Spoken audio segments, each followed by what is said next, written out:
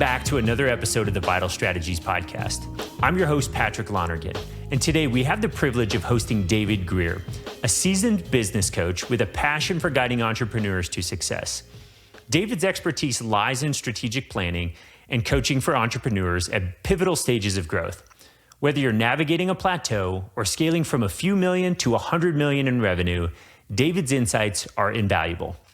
In this episode, we'll explore David's unique approach to strategic planning, distilling complex strategies into actionable plans using the one-page strategic plan framework. We'll explore the importance of personal growth, culture building, and achieving harmony in your life during the entrepreneurial journey. Join us as we uncover the keys to business success, personal fulfillment, and navigating life's challenges with David Greer. Stay to the end when the conversation gets real about how to handle the stresses of entrepreneurship and David's recovery journey as an alcoholic. Let's dive in. David, thank you so much for joining us here today. I'm excited to get into this discussion about everything from, strategic planning and getting our head up and looking, where we're going in our business to really kind of digging down into how to turn that into practical day-by-day steps that we can execute on the planning that we do from a strategic point of view. So thank you very much for joining us here today. I appreciate it. Thank you so much. I'm really excited to be here with you today. Yeah.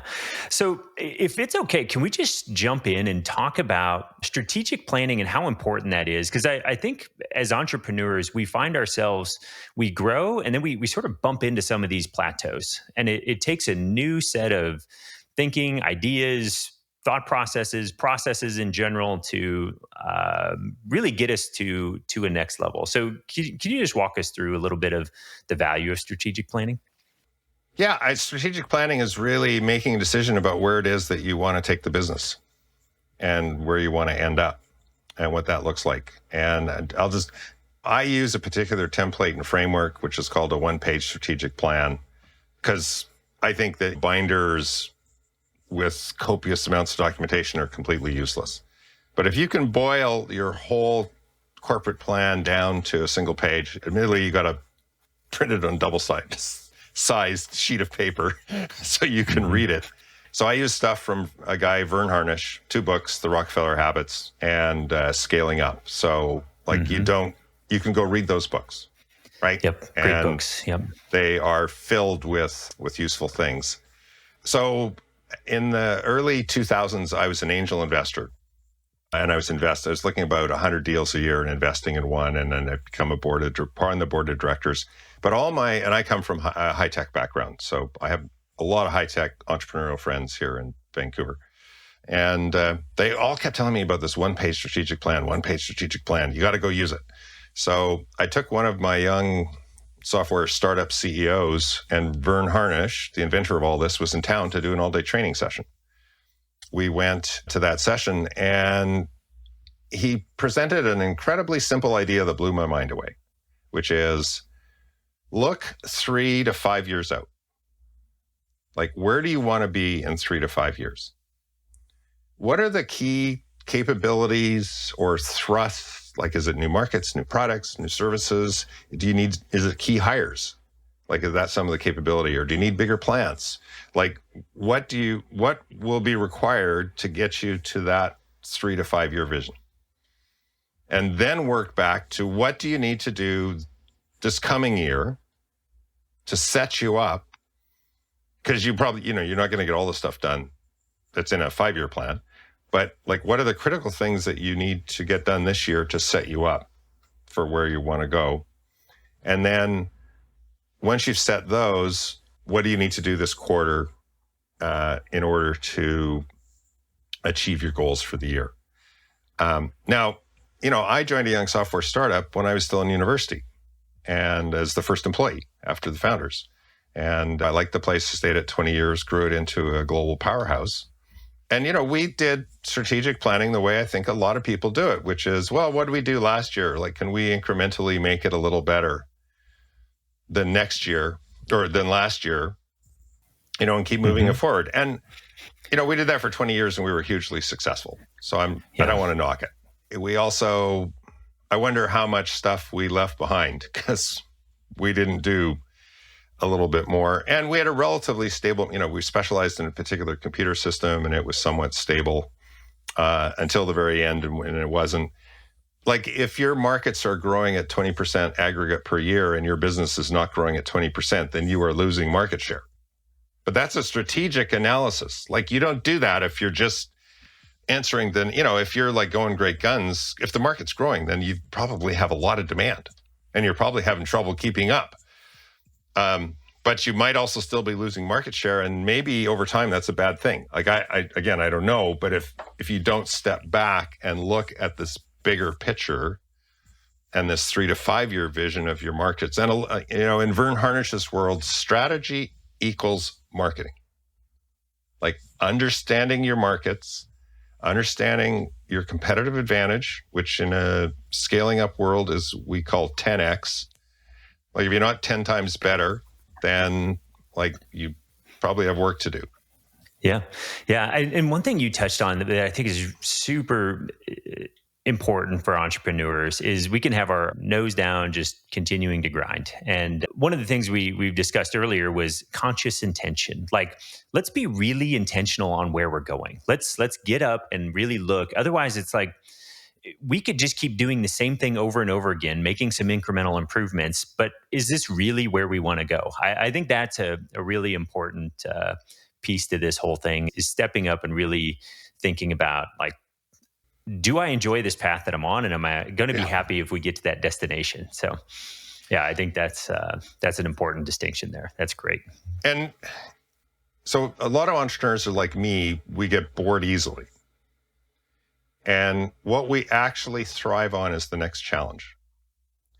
And so when you just sit there and you operate the business, there's a certain probability that you'll just get bored because you're just operating the business and there's not new challenges for you to go after. Yeah, 100%. We feel like entrepreneurs, like progress is essential. Like if we're staying stagnant, and stagnant can be even just, consistent growth, like that can get awfully boring. Like, let's do something new, different. Let's mix it up a little bit. And totally. That can also be problematic, right? The team can be like, stop mixing it up, right? Like a little bit of shakeup's okay, but we don't need to reboot the entire company. Well, what I've learned is that if I get everything smooth running, which I am good at doing, like taking a mess and cleaning it all up and getting it going, and that's exciting for me. But once it's going, like I need to have someone else in charge, and I really need to get out of the way, because subconsciously I'll end up breaking stuff so that I have some new challenges to go fix. No, I've actually observed this about myself. I've learned enough about myself to know this is the case. And it's like,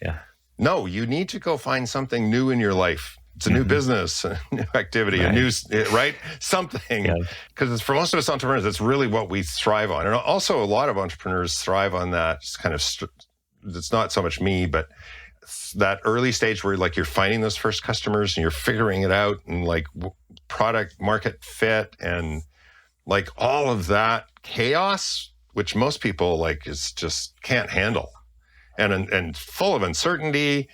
But a lot of entrepreneurs, that's the fun part. It is, yeah. Like, give me more.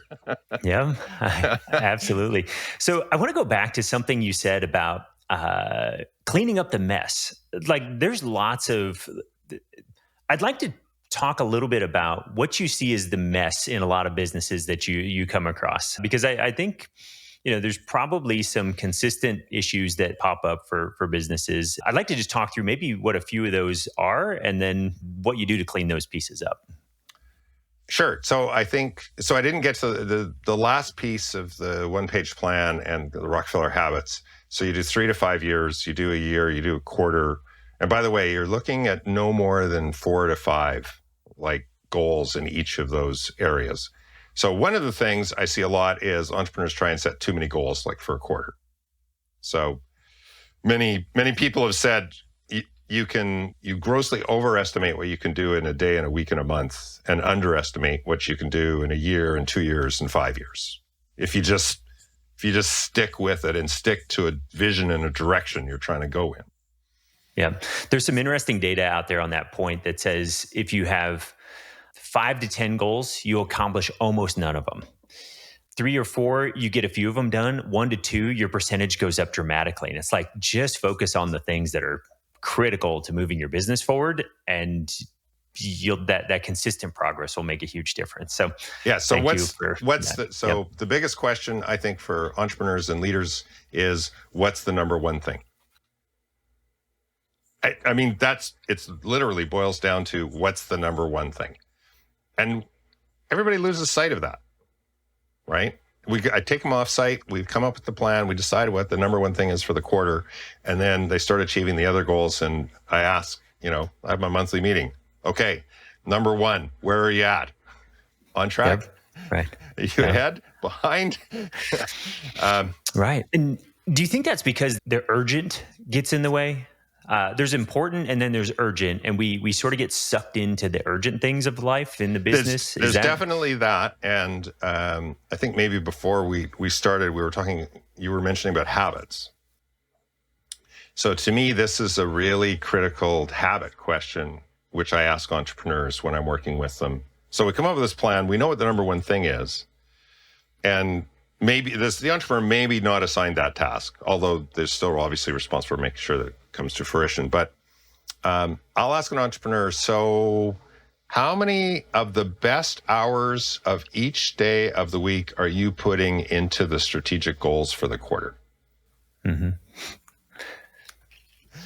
Yeah. And I surprisingly, number of times will get 0. Yep. And like, from my perspective, if it's not on my calendar, it doesn't happen. Correct. If the entrepreneur thinks they're going to do it in their free time, that time doesn't exist. Like, if it is not intentionally put on the calendar, time blocked, phone shut off, email closed down, it's just not going to happen. Yep. So, and then the piece from the Rockefeller Habits is who, what, when.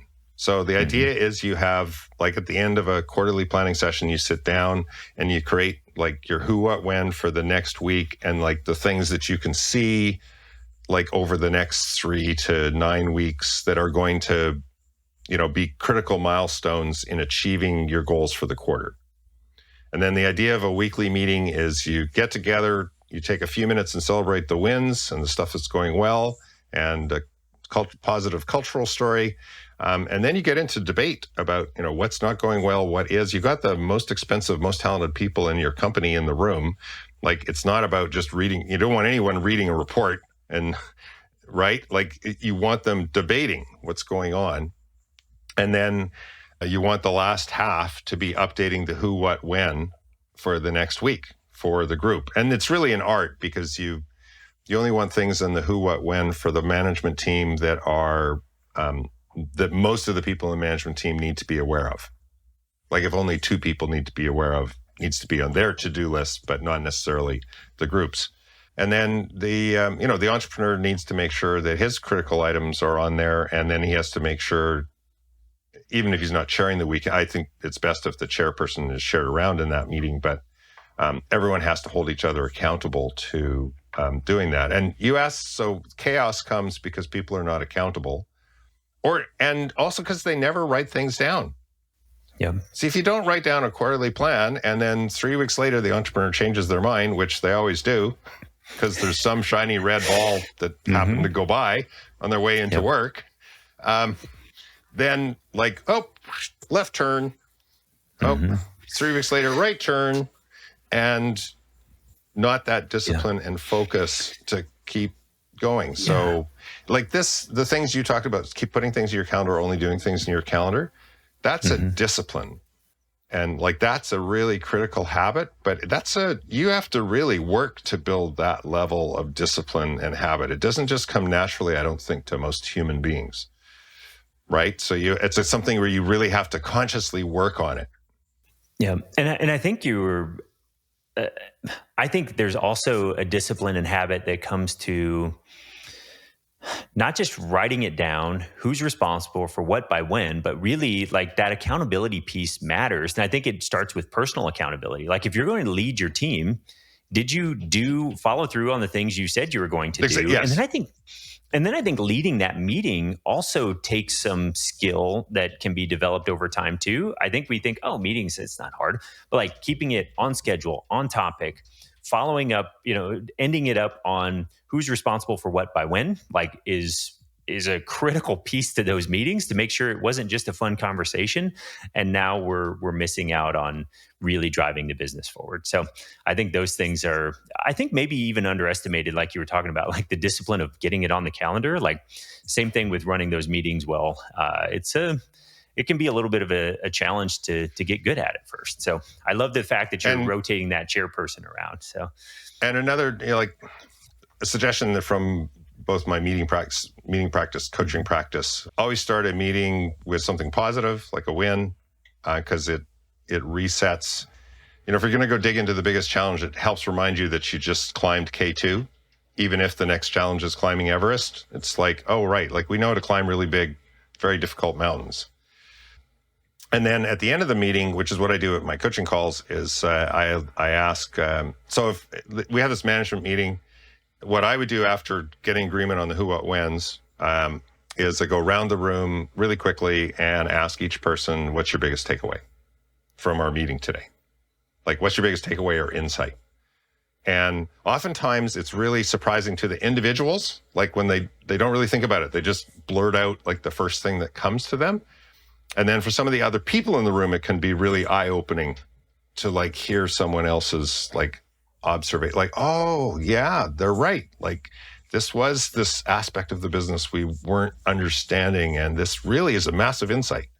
And I do that on coaching calls as well. Like, what's your biggest takeaway from what we talked about today? And it just causes this very 30 seconds, maybe 60 seconds max reflection, and often produces these, like sometimes what'll come out is just nothing to do with the topics we talked about, but it erupted this huge insight for an individual. Yeah, I love it. And these are just a few observations that I'm taking away from our conversation. So we're on the finance side of things, and finance is great and can really help a business move the needle. But from my perspective, none of the finance stuff matters if you don't have a good culture, a strategic vision and plan for where you're going. The scriptures tell us without a vision, the people perish. And it's like, okay, let's spend some time developing that. And I think I'm hearing you say all of that. So to go to the finance side, like, how important is it to have all of the finances buttoned up? Do you have some, I'll just say, best practices that you see in all the companies you work for on things that the winners are consistently doing in their businesses? Yeah, I think the winners are definitely doing the budgeting process and making sure they're monitoring. Like the thing about the one-page plan is it has a financial piece. It's the high-level metrics. It's probably only a half a dozen. But it's like a half a dozen of the key metrics that are driving the business. Yep. When the Rockefeller Habits in a bigger, more sophisticated company, there would be one person, probably from the senior management team, maybe one management layer down, responsible for every line item in the balance sheet and the income statement, like for that number. Yep. Like they know where that number comes from. They know what it means. They know what's driving it. I believe culture is driven by stories because it's about behaviors. And so I think that's all story driven. The business needs to be run by the data. And so a big piece of the Rockefeller Habits and work that I do with clients is figuring out what the key productivity indicators are, what the leading ones are.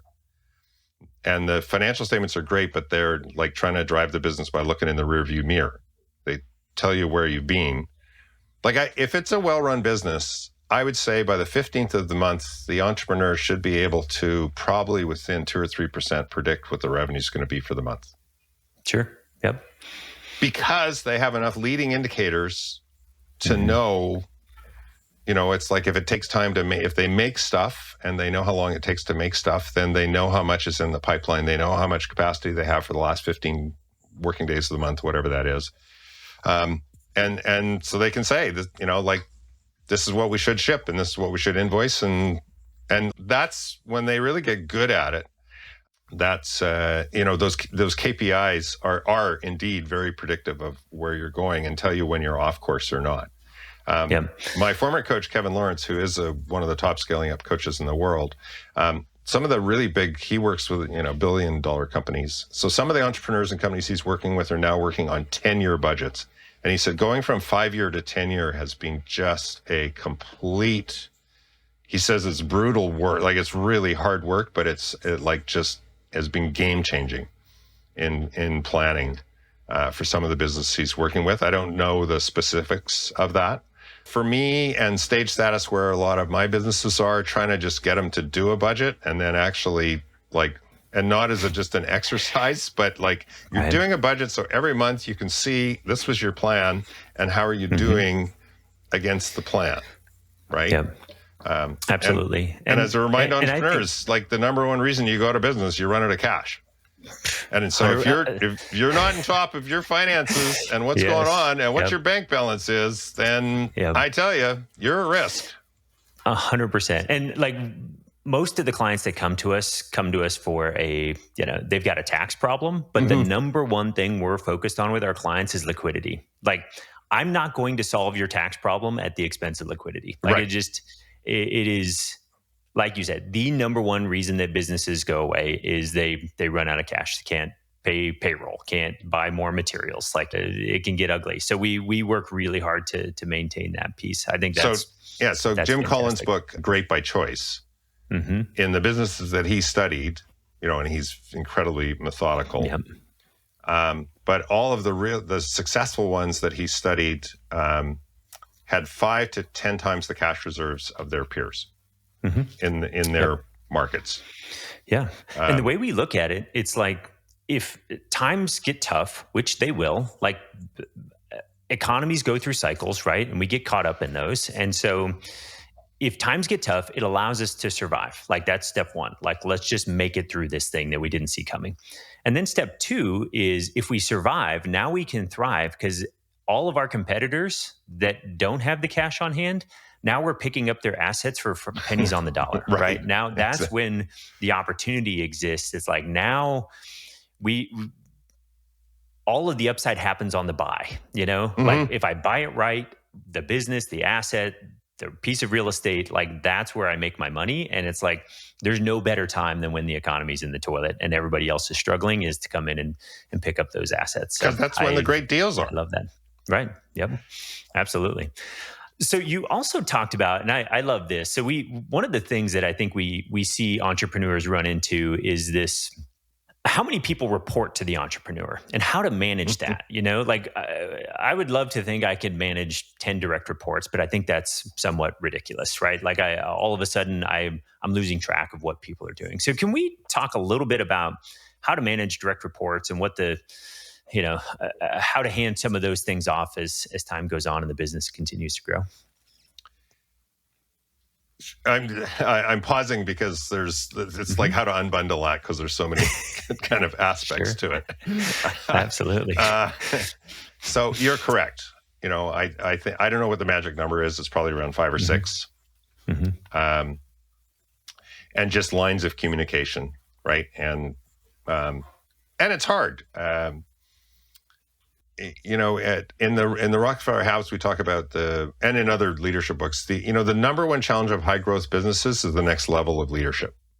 You have to be constantly coaching, finding, attracting, building the next level of leadership, which also means when you look at a 3 to 5 year plan and you look around the room, probably if you're pretty ambitious in your plan, you want to grow at 25 or 30% revenue growth year over year.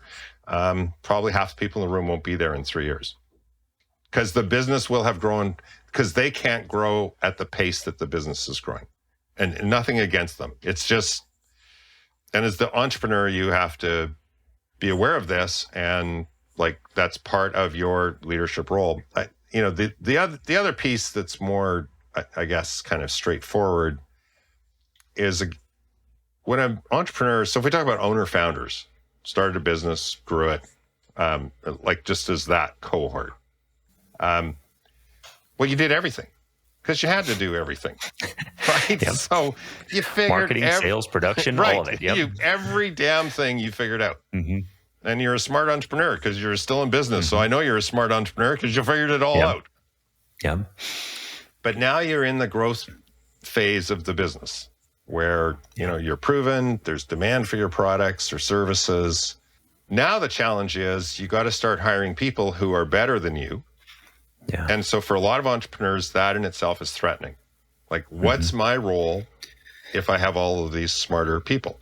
Which, I remind them, your role is still the strategy. You have the bigger vision. You understand the market, and it's your money. It's your risk.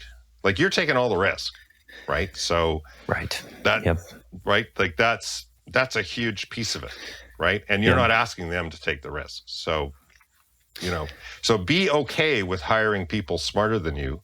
Yeah. And then when you hire people smarter than you, you need to let go. And so a lot of my coaching sometimes is just around letting go, and that these people may do it a way that doesn't look at all like how you're used to doing it. And, give them concrete results that they need to achieve, like measurable results.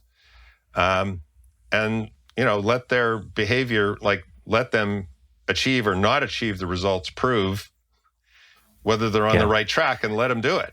And don't interfere, absolutely. Right? And that can be hard, especially considering it's really hard. For most entrepreneurs, that is like really hard. Not to stick your hands back on the steering wheel and wrench it to the direction you are certain it has to go. So that really requires a lot of personal growth by the entrepreneur. And I think you said something that's go ahead. That's great. You said something that I think was profound that I want to go back to, that a business that's growing at 20%, 25% a year, you're looking around and a third of the people in the room may not be there anymore because they're not able to take you to the next level. I think something that entrepreneurs have a hard time with is accepting the truth of the situation. Oftentimes inertia is a challenge, and we just have been going this way. This person's been my operations, CFO, whatever, for the last 5 years. They helped us get here. But oftentimes those people hit a plateau or hit a ceiling that they don't have the skill set to take you to the next level. So can we talk a little bit about, personally, I think there's two aspects to that. Generally, I love and care about the people that work for me. So it's really hard to go, hey, thanks, but you got to go. And so how do we navigate that? Not just from yes, I see the truth of this. First, I have to accept the truth. I see the truth of this situation, and I need to go hire somebody else to how do I take this person that's maybe been with me through a lot of the stuff and put them on a path for success, maybe outside of my business? There is no easy way. It's a hard conversation.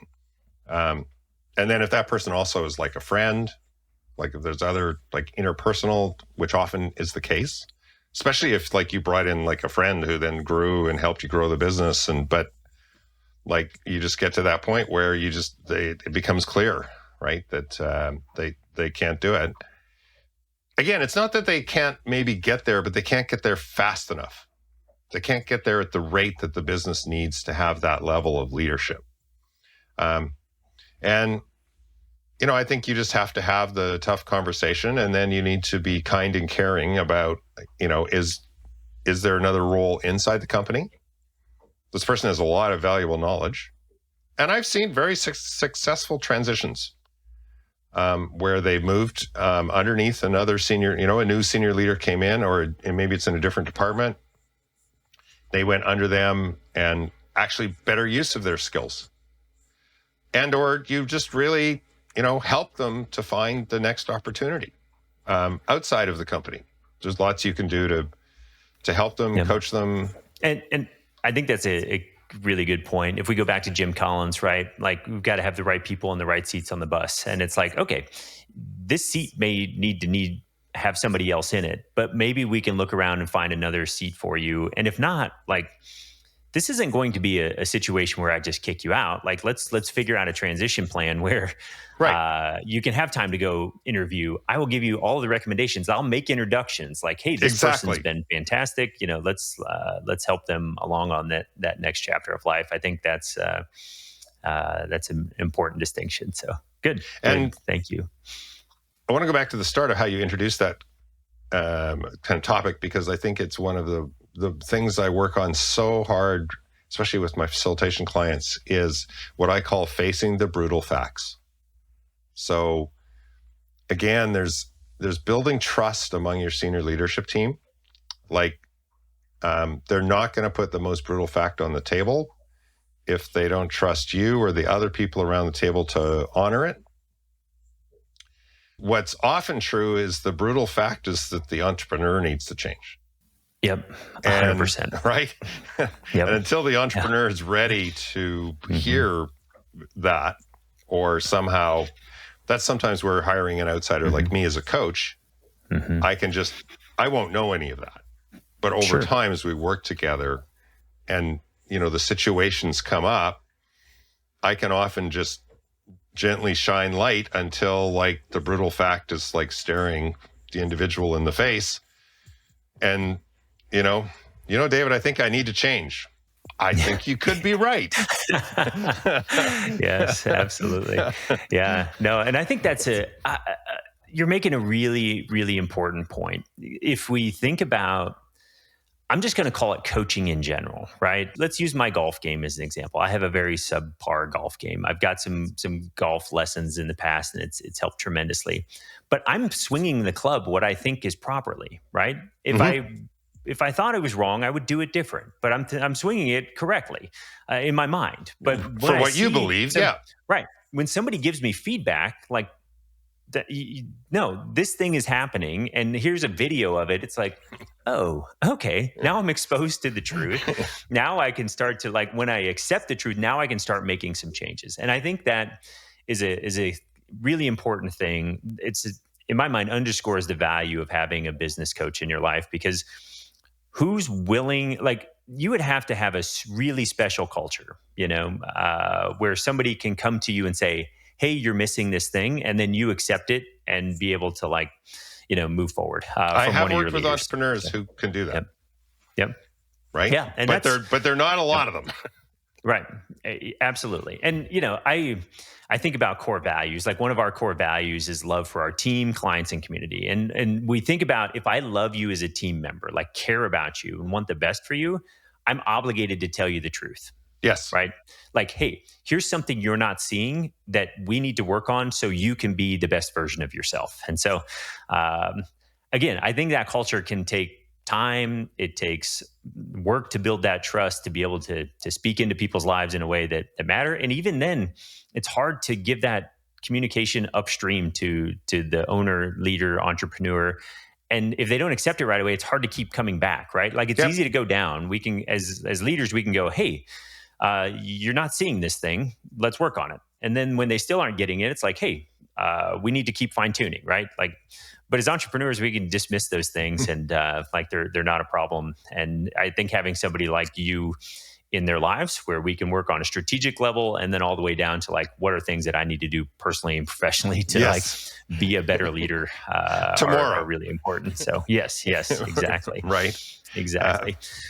Let's segue to the culture piece, since you talked about culture, because a big part of the Rockefeller habits is culture, and my belief is that developing and being very proactive about culture is how you create high performing companies.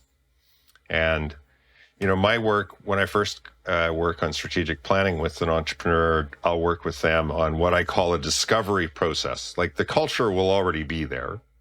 It's typically mostly the culture and belief system of the entrepreneur and what they kind of grew up with, perhaps tainted, or not tainted, but adjusted by some of the other first hires or some of the early leaders.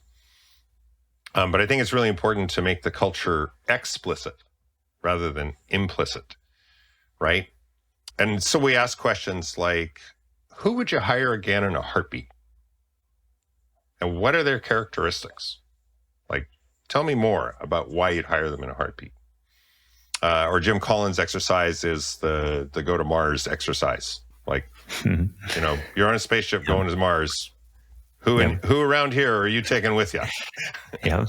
And why? Yeah. Wonderful. Yeah. And the reason, it's culture to me is really about behaviors. And what I know about humans is that changing a human's behavior is really hard. Teaching them skills, by comparison, is relatively easy. I mean, if you need a very experienced computer programmer, then they have to come with a lot of skills.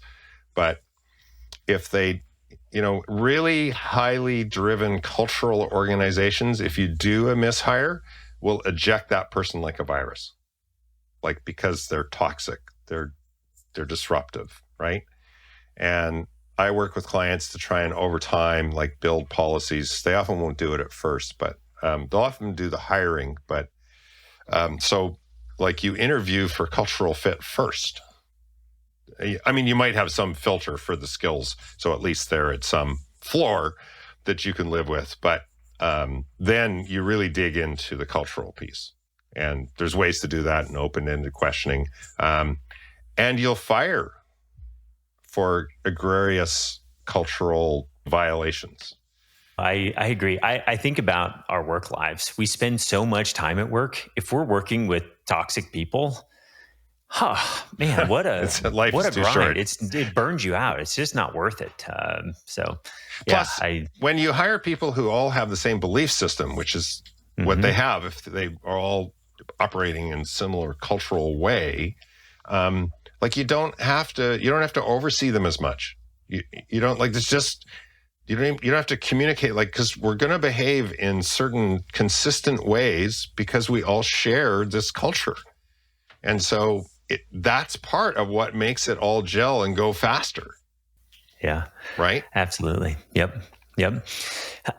So, and maybe this ties into culture a little bit, but we're thinking about direct reports. We're talking about habits. We're talking about the calendar and getting things scheduled. How does the entrepreneur, like, what does an ideal week look like for the entrepreneur to, like, really make progress week over week, quarter over quarter? I love the quarter as a time frame. It gives us like 12 weeks to really sprint, and then we get another week to sort of, refresh our goals and be off and running again. And so, can you just talk a little bit about, like, what those weeks look like that the entrepreneur should have to really drive success? Sure. I'll back up to one thing you just said. So a quarter is 13 weeks. And my argument is, in 13 weeks, you can get a lot of shit done. And after 13 weeks, if you pause and go off site and think about it, you'll know if you're really off course or not. And there'll still be enough of the year left to fix it. So that's why I think that that's a reasonable cycle. So an entrepreneur's ideal week, 25 to 30% time minimum, strategic thinking, strategic conversations, strategic, like, working on the strategy and however that looks like.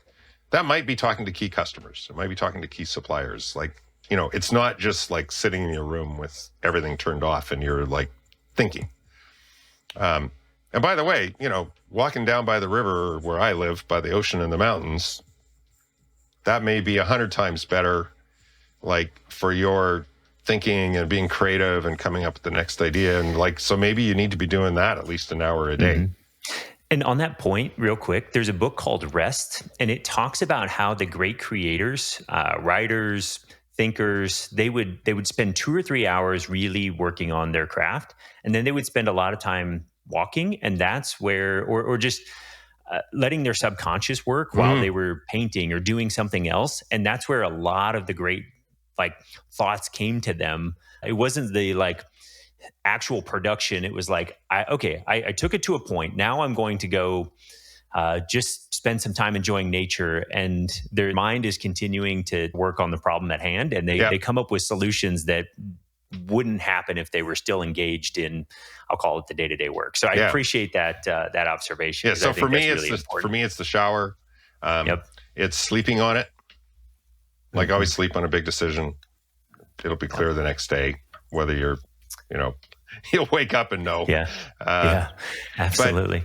But, my belief is, for any level of the organization, leaders should, at least have a half-hour conversation with each first report a week. Maybe not if it's not as super high growing, because things are not changing fast enough. And, I believe my belief about leadership is, my goal as a leader is to make you successful in your role.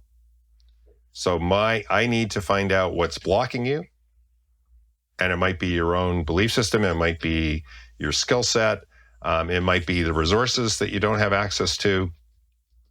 And you need to build really good listening skills. Like part of the things I talk about in my book, Wind in Your Sails, is like listening is not spend 80% busy brain about how you're going to rebut what the person is saying. Mm-hmm. Listening is actually hearing their point of view and holding space for it and being open to it and what is being said. And so I'd say in the one-on-one meetings, it should be like 80% employee talking and 20% you talking. And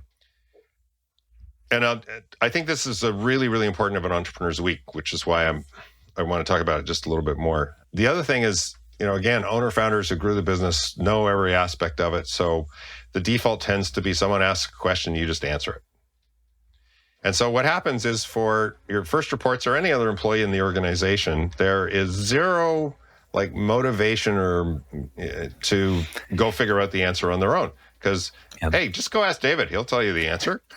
Yeah. Right. And so you need to learn to not give answers and to just, my biggest asset I have as a coach is my questions.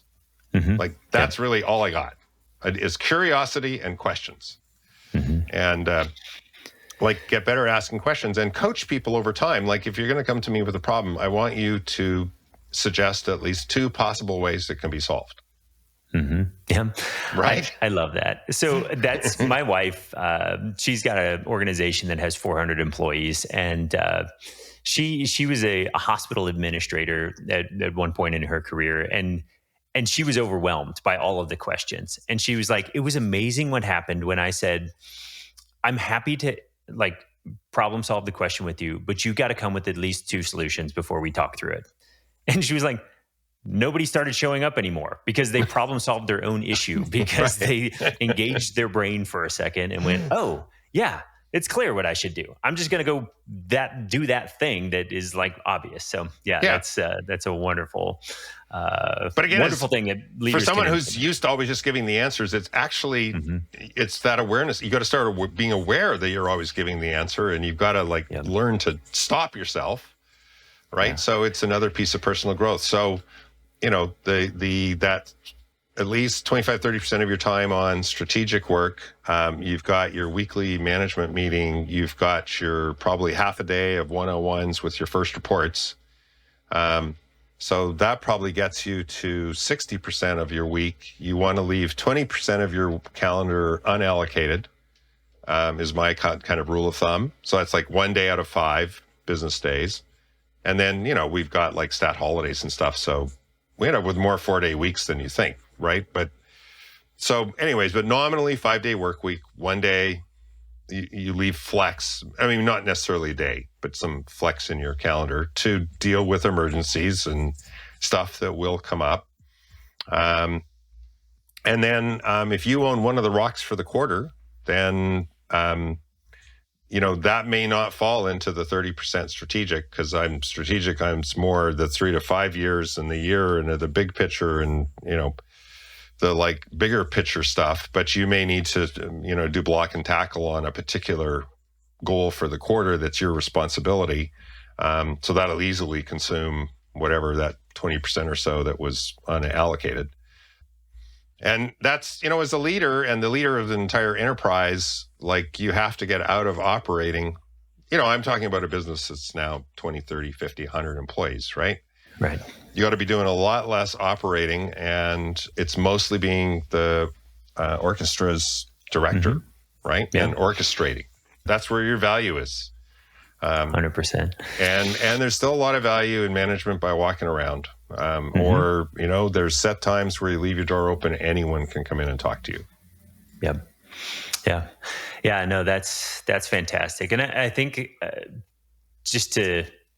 a key point you mentioned there that I think entrepreneurs need to consider is just being proactive with their calendar, looking out 3 weeks going, okay, I'm blocking off these important things. Otherwise, if it's like my calendar, people can put themselves on there, and now all of a sudden I'm busy doing all this urgent stuff that's not that important. And then it's like we started the conversation, I've been walking with my head down, and I haven't been driving the direction of the business in a healthy way. I've just been stuck in the day to day. So if you're in I love that. like a high tech, high growth tech business, then as CEO, you probably are going to have 3 to 8 or 10 trade shows like that you need to attend, where your presence, like, just to create belief in the company, especially you've got really big, much bigger entrenched competitors.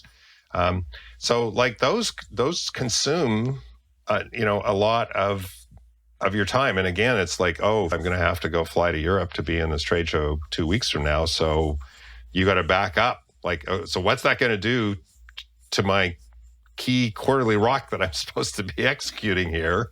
Right. Yep. And what I'm going to do in my absence to make sure, what I've found is that when I was Robel, what I was leading and with for 20 years, like when I was away, the business operated, but it's like those key strategic projects tended to they lost momentum, right? When I either went away on holidays or I went away to trade shows or presentations, work-related things. So I would really be conscious of that and try and set it up so things could still happen. Like people were really clear, this is what needs to happen in the week that I'm away, so that we didn't just coast because I wasn't there. Yep. I love that. And I think one thing that I'm reading a little bit between the lines, but one thing you've not said is work 80 hours a week. I think building in rest is an important piece as entrepreneurs. I see, unfortunately, we have clients that don't take rest, and then their body will take them out of the game. Okay, they're like, if you don't want to rest, fine. Yeah, yep, totally. We will take you out. We will make you sick. You'll have a nervous breakdown. You'll have something that is going to take you out of the business. And again, this goes back to the part where we think we're indispensable. We can't delegate things. We can't, and it's like, no, we need to be able to go, all right, what are my most important activities? I'm focusing on those. I'm delegating the things that aren't that critical, that can be handled by other people, so I can take time and have relationships, have some peace of mind, have some hobbies. I've got some. So I have a model I coach around that. So for 9 years, I had this coach, Kevin Lawrence, who is a great scaling up coach, but he's a great human being. He has a great book, Your Oxygen Mask First. And he has what he calls his master plan, which is one page. Surprise, surprise. Yeah.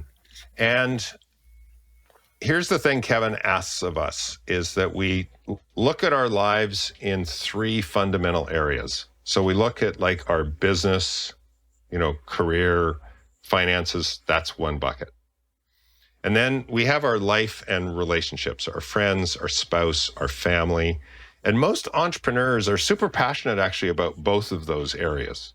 They're often very passionate about their kids, what their kids are doing. And then he asks us to do this third piece, which is the part almost all of us miss out on, self. And like he says, like if you want to do 80% of your passion is in your business this year and 10% on yourself and 10% on your family, that's fine. But again, conscious choice. What's your passion ratio for those?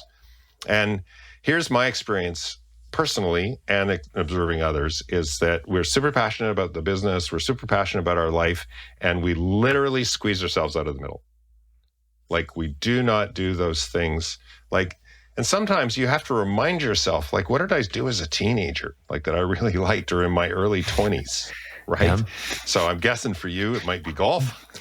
A little bit. If you look behind me, there's a Lego Eiffel Tower, and I still play with Lego bricks. I think they're a fantastic way to just let my mind work on projects while I'm not super involved in whatever business things going on. So yeah, I mean, for me, it's being involved in sailing, getting away, being on my sailboat.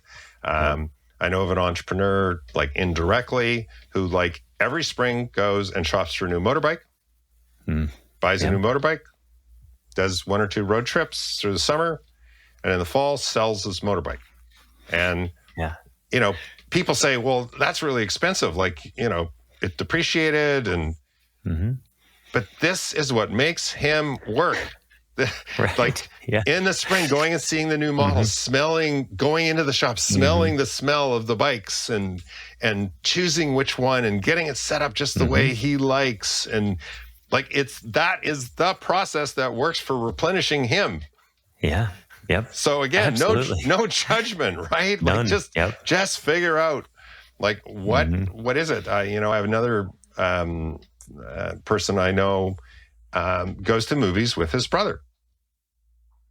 And then he forgets, and his brother forgets. And then their lives are not as good. Like, just their lives are just, and this is someone I've coached, and I'd listen to them and I go, when was the last time you went to a movie with your brother? Oh, it was 2 months ago. Well, what do you think? Okay. Yeah. It's like you could hear it going in the calendar. Call my brother. And get a movie date.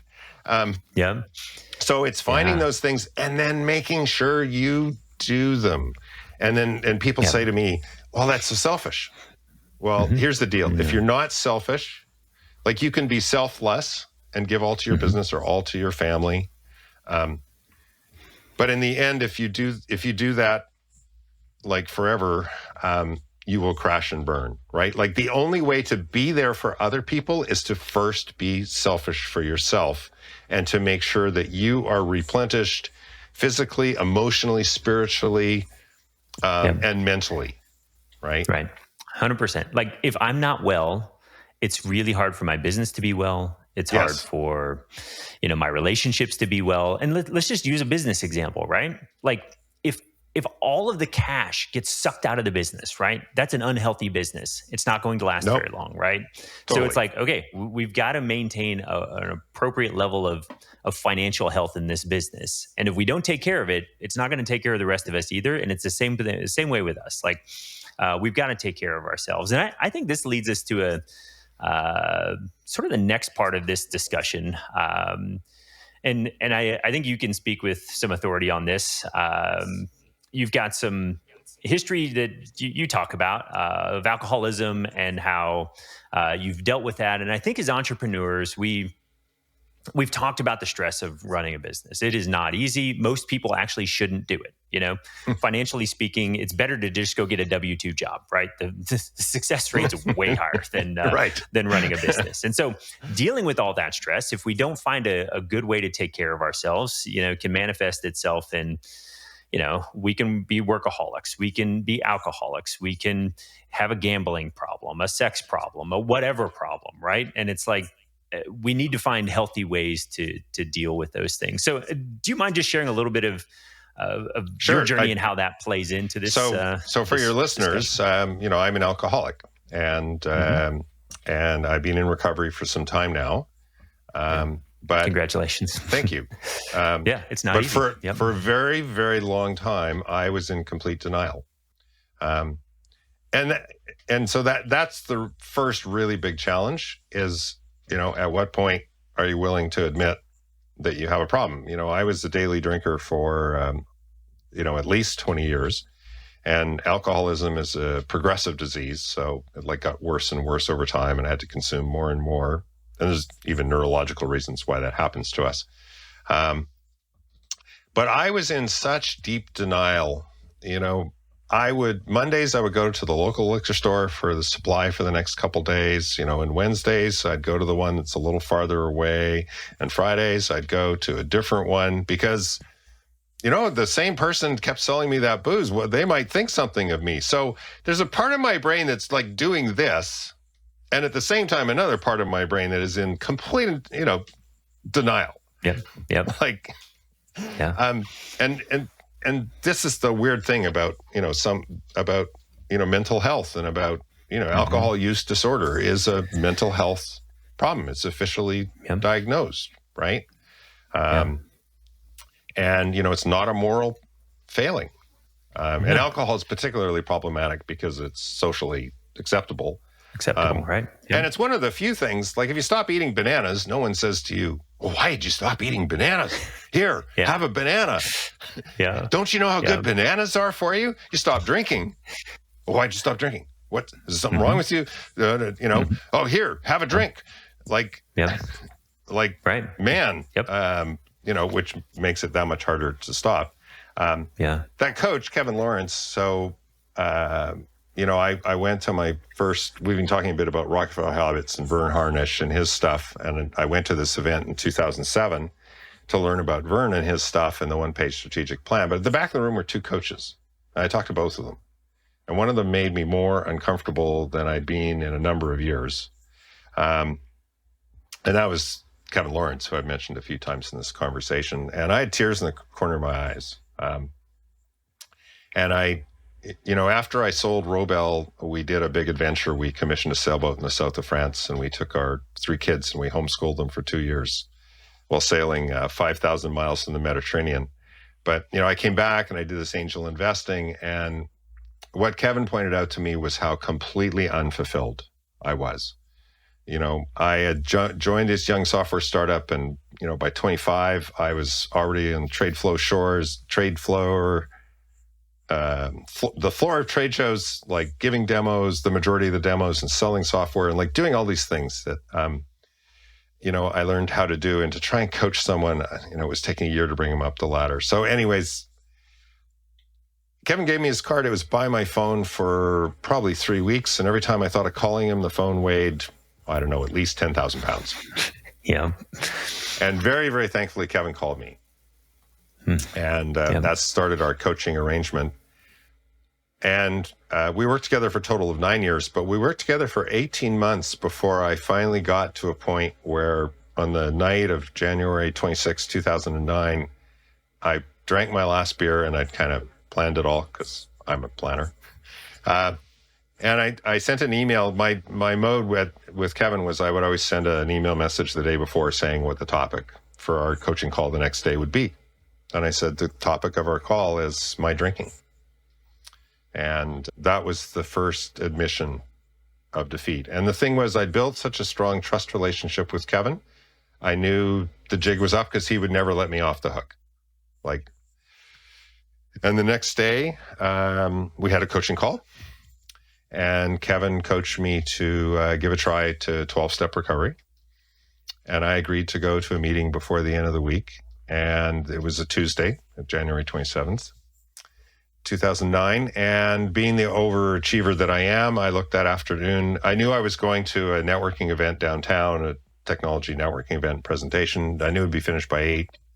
So I went online, I looked, and lo and behold, there was a 12-step meeting that would be a quarter of a block off the road I would be driving down on the way home. That started, get this, at 8:30.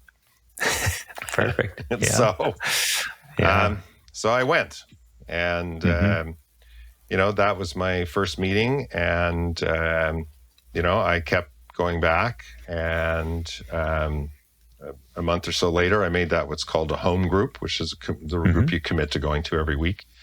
And a couple of weeks ago, I wasn't able to take my cake celebrating. We take a cake, which is in our neck of the woods in our 12-step recovery to celebrate. And I was away when my actual anniversary date was. So just a couple of weeks ago, I took my 15-year cake celebrating 15 years of continuous sobriety. And that home group has been my home group the entire 15 years.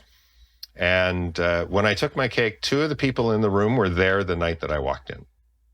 Like, they remember me walking in. And just a few things for entrepreneurs who are listening, or anyone else who's struggling with any kind of addiction. Just a few things is I talk openly and publicly about it because I'm trying to reduce the stigma for alcoholism. It's a mental health disease.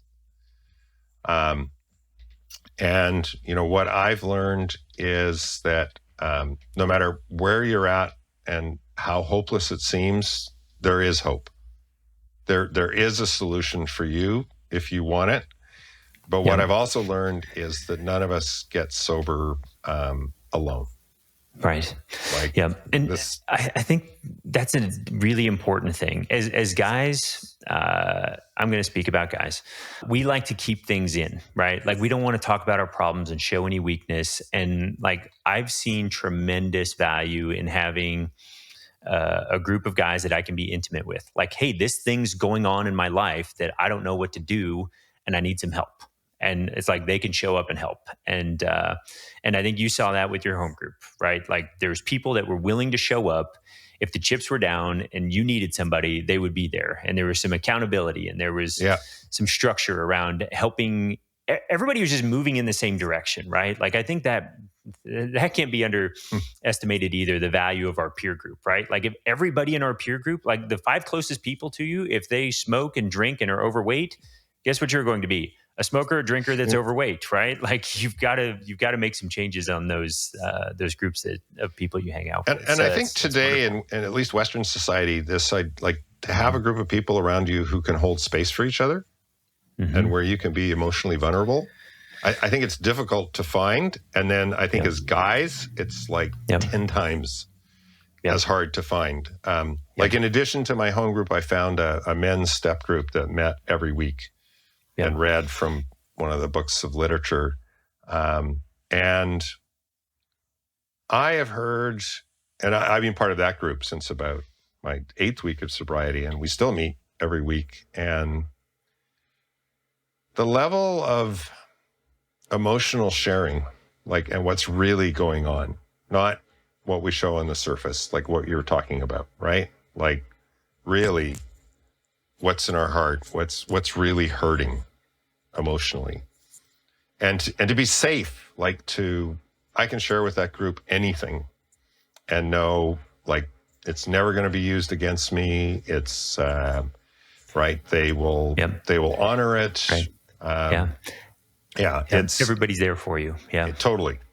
Yeah, completely. Yeah, no, I've been a part of a men's group. We do a Bible study. It's been going on for 10 years, and it's the same thing. Like we've done real life together, and we've worked through things that nobody else is aware of, and it's just been great. And I think there's also like going back to the stigma around, I'm just going to call it mental health in general. Like we think we've got it all figured out. Like I go to counseling on a weekly basis. My wife and I have been to counseling because it's just, again, it's going back to this coaching idea, right? Like I love the fact that I have a business coach. I've had a golf coach. I've got coaches in every area of my life that I think matter, and my mental health and my relationships matter. So why not invest the time and money to like go get some fine tuning there? You know, somebody that can speak the truth to me that maybe my wife can't speak because I don't want to hear it, right? Or your wife can't even see. Right, absolutely. Or you can't see about your wife can't see about you, but a professional, like it's obvious to them. And they help you walk through it and over time to see it, right? And then they got big toolkits. That's the thing about coaches and therapists is they got frickin' big toolkits. So whatever you bump up against, like they got, here, let me reach into the toolkit. I got a special tool just for that. Here, why don't you give it a try and let me know how it goes. Yeah, absolutely. So David, speaking of toolkits, we think about coaching in general and the value of a coach. Like I could go buy, Scaling Up or Rockefeller Habits or any of Vern's books or any of those business books. But at the end of the day, the thing that really helps is having somebody that can see how things are actually going. It's a who in my life, not a how, right? That holds me accountable, that's on my calendar, that I have to show up with results on a regular basis. So can you just talk a little bit about how you engage with business owners? I think there's a couple different ways that you do that. And I think that's important to talk about. So if people are ready to take their business to the next level, they're tired of being at this plateau, they can do that. Sure. So I have 2 primary service offerings, although sometimes I get in conversations with entrepreneurs and we adjust that for whatever they need. But the primary ones are I offer one-on-one coaching to entrepreneurs, which is typically structured as 2 one-hour calls a month, plus access to me at any time for like an emergency, an instant coaching call where usually in 5 minutes I can get you unstuck on anything that you're stuck on. You just paid for that monthly, and I look for a 6-month minimum. And at the start of that, we help you set up some 6 and 12 and 18-month goals, and, what you want in a coach and don't want in a coach, and hope to get out of it.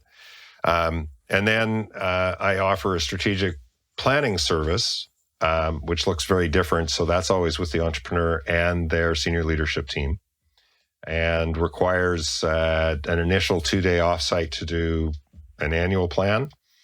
Again, I use the Vern Harnish stuff, so it's that structure and those templates. And then 3 quarterly, again, 1 day offsite.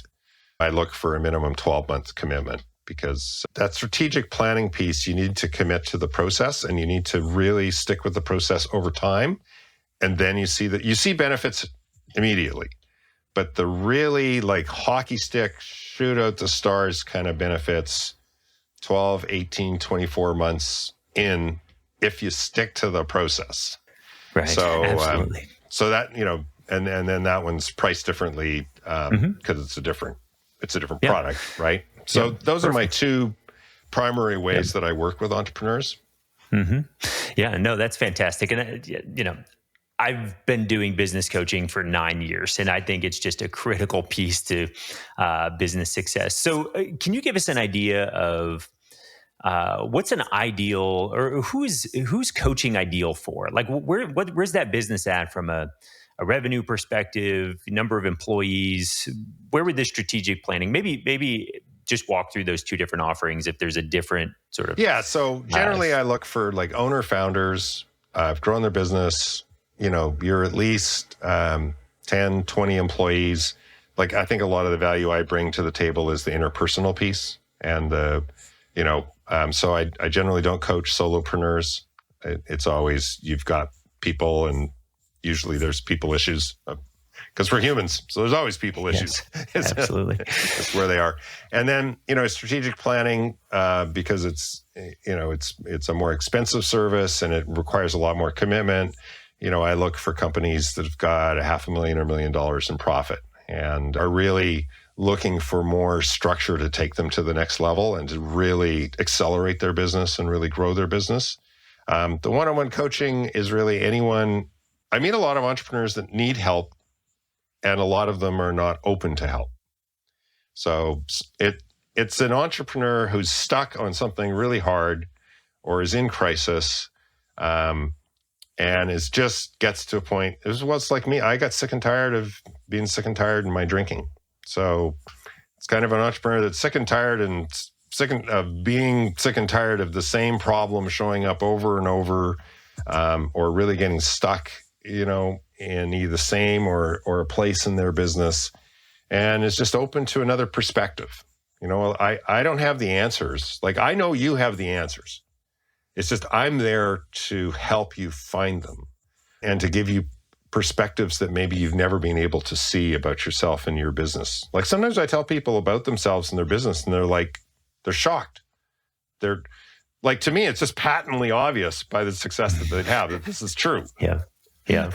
But I say it to them out loud, and they just pause. That's not who I am. Right. And that goes back to our conversation about accepting the truth, right? Am I willing to accept the truth of the situation? And sometimes we're just not, and that's okay. We'll just continue to live in that pain, right? Yeah, absolutely. That's okay.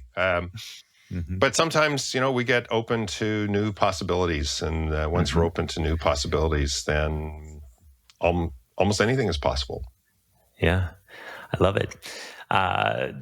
David, this has been a fantastic conversation. I've loved everything about strategic planning, culture, even to the inner game that is taking place with all of us entrepreneurs and how we deal with that in either healthy ways or unhealthy ways. And so I do appreciate that. What's the best way for people to connect with you if they're looking for this strategic coaching? Sure. How should people connect? Easiest is my website. So it's coachdjgreer.com. So it's Coach, D as in David, J as in James, Greer.com. If you Google Coach David Greer, pretty good chance I'll be in the top 5 there. And every webpage on my website has my email address and has my phone number. Great. Email me, just reach out. And, so your listeners know, I will always do a 1 hour, no charge coaching call. Fantastic. And we dig into something substantial. We have the experience of being together. Because I really, with new clients, I tell them, try 2 or 3 coaches. Because I want the coach that you relate to the best. Right. And if that's me, fantastic. If that is someone else, fantastic. Because I really want what is best for you. Yeah. Yeah. No, that's great. And we'll make sure that all of your contact information is in the show notes so people can just go there and click on those links or shoot you a quick email. That'll be fantastic. David, again, I've really appreciated this conversation, and we might have to do this again soon just to, dig deeper into some of these topics. So thanks a lot. Patrick, thanks so much. It has just been a joy to spend time with you here today. Yeah. Thanks so much. Thank you for listening to the Vital Strategies podcast and our conversation with David Greer. For links to the resources mentioned in today's show, see the show notes of this episode at vitalstrategies.com/episode 22. The tax filing deadline is right around the corner. If you're feeling overwhelmed by the money that you're sending to the IRS and want to pay less tax, go to 5minutetaxmakeover.com and download the free resources that are designed to help entrepreneurs save up to $10,000 in income tax or more. Visit 5minutetaxmakeover.com to start paying less income tax today. We look forward to having you back next week when we have a conversation about a niche tax strategy with Mike McGarry. In the meantime, keep up the good work building your business. We are sure you'll take away some ideas next week that will help you pay less tax so you can build more wealth and live a great life.